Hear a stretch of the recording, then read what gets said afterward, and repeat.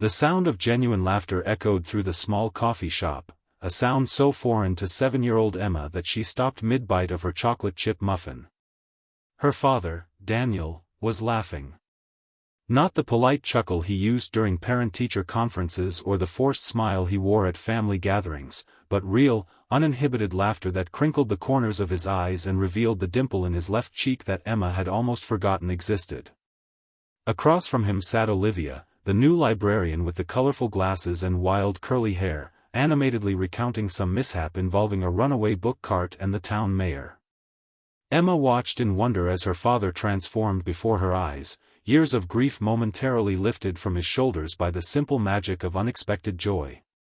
If you're enjoying this story, please hit that like button and subscribe to the channel for more heartfelt content that explores the beautiful complexity of human connections. Your support means everything as we continue to share stories that touch the soul. Daniel Matthews hadn't laughed, truly laughed, in the 5 years since cancer took his wife, Rebecca. At 36, he'd mastered the art of functional existence, getting Emma to school on time, maintaining his small architectural firm, remembering to buy groceries, and occasionally trimming his beard. Laughter, however, had become a distant memory, something that belonged to his previous life, before hospital rooms and funeral arrangements became his reality. The coffee shop encounter wasn't planned. Daniel had simply been killing time while Emma attended her weekly art class next door. He'd been sketching building designs when his pen rolled off the table, stopping at a pair of bright yellow sneakers. When he looked up, he met the warm brown eyes of a woman holding out his pen with a smile that somehow felt like a conversation in itself.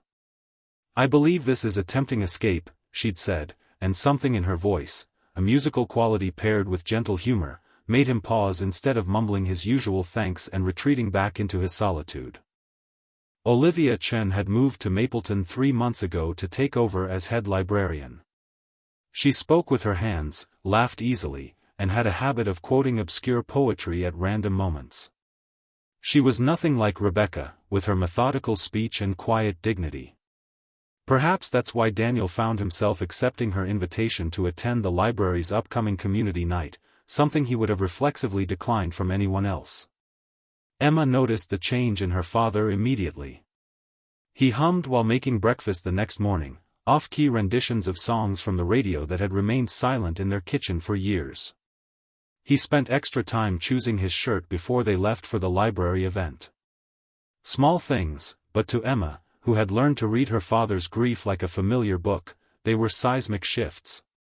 The library community night turned into coffee the following week, which evolved into Saturday morning walks in the park while Emma had soccer practice.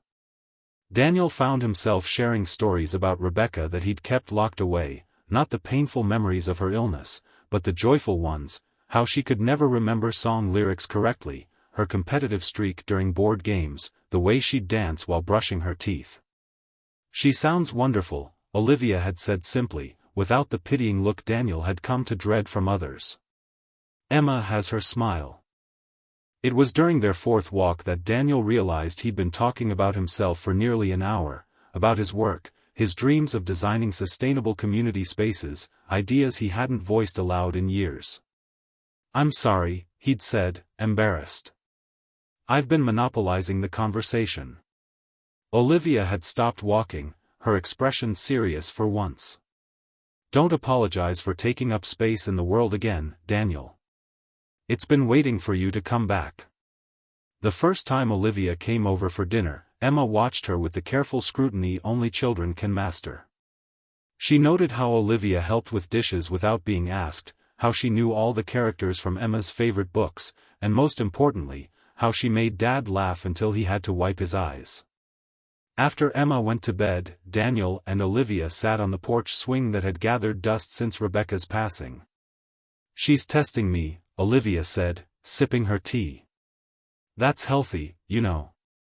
Daniel sighed. "I'm sorry about the 3rd degree." The "what's your favorite color" question was just the beginning. I heard her planning more interrogations for next time. "Next time?"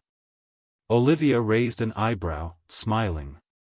Daniel felt heat rise to his face. "I mean, if you wanted, no pressure. "I'd like that," she said simply. Their relationship wasn't without complications. Daniel's in-laws, still deeply grieving their daughter, were initially cold toward Olivia. Emma had a meltdown after finding Olivia using Rebecca's favorite mug one morning. Daniel himself sometimes retreated into guilt, questioning if moving forward meant betraying Rebecca's memory. The breaking point came 6 months after they'd met. Daniel had been looking through old photos with Emma when they found Rebecca's unfinished bucket list. Among the unchecked items was, "Plant a garden that will bloom every season." Emma had become fixated on completing it for her mother. When Olivia suggested helping, Daniel had snapped, "We don't need help remembering her." The hurt in Olivia's eyes was immediate, but instead of retreating, she'd stood her ground. "I'm not trying to replace anyone's memories, Daniel. But I care about both of you, and sometimes caring means helping carry the hard things too." That night, after Olivia left, Emma found Daniel sitting alone in the dark. "Are you mad at Olivia?" she asked, climbing onto his lap despite being too big for this at nearly 8 years old. "No, sweetheart. I think I'm mad at myself." Emma considered this with the wisdom children sometimes possess. "Mom wouldn't be mad, you know. She told me once that love isn't like cookies where if you give some away, you have less. She said it grows instead." Daniel held his daughter tighter, marveling at how she could remember such things when she'd been so young when Rebecca died. "When did you get so smart?" "Tuesday," Emma replied with perfect seriousness, making Daniel laugh despite himself. The next day, Daniel showed up at the library with a peace offering, a rare architectural book he'd found that matched Olivia's interests. Instead of accepting it immediately, she'd invited him to sit in her office. "I need to know what you want, Daniel," she said directly. "Because I'm falling in love with you and Emma, and if you're not ready, that's completely understandable. But I need to protect my heart too." Her honesty stripped away Daniel's carefully constructed defenses. "I'm terrified," he admitted. "Not of loving you, but of losing again. Of Emma losing again." "That's the risk of living," Olivia said softly. "But isn't it better than the alternative?" The garden became their project that spring, Daniel, Emma, and Olivia researching plants that would provide year-round blooms, preparing the soil in Rebecca's favorite corner of the backyard, and planting together on weekends. Emma insisted on a small plaque that read, "Mom's Garden," which they placed beneath the cherry tree. As summer turned to fall, their relationship deepened. Olivia didn't try to mother Emma but formed her own unique bond with the girl, built on shared love of books and art. She respected the photographs of Rebecca that remained on the walls and sometimes asked Daniel to share more stories about her. On the anniversary of Rebecca's death, Daniel and Emma visited the cemetery as they always did. This time, though, Daniel felt something different, not an absence of grief, but its transformation into something that could coexist with new joy. When they returned home, Olivia was waiting with dinner prepared but gave them space, understanding the sacredness of their ritual.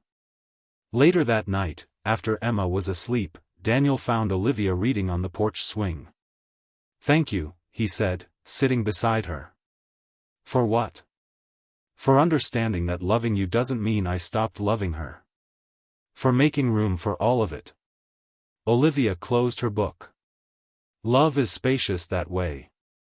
A year after they met, Daniel proposed in the garden they'd built together, with Emma as his co-conspirator, holding a sign she'd painted that read, "Will you be part of our family officially?"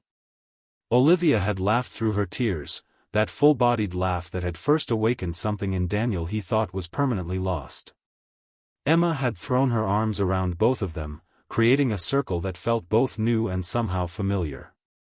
At their small wedding ceremony in the community library, Daniel included in his vows, "You didn't ask me to stop grieving, you showed me that grief and joy can share the same heart.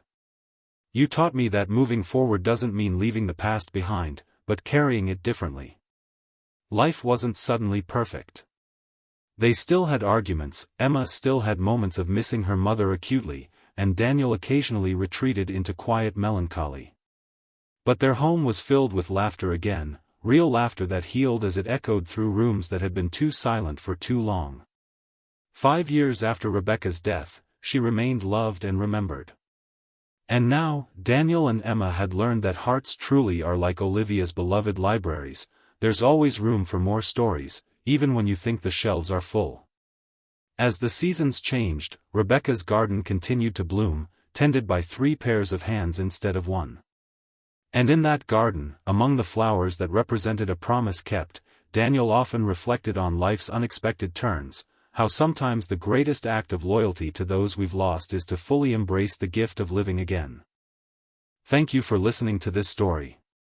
If it touched your heart, please consider liking this video and subscribing to the channel. Your support helps us continue creating content that explores the beautiful resilience of the human spirit and the unexpected ways love finds us when we need it most. Until next time, remember that second chances often arrive in packages we never anticipated.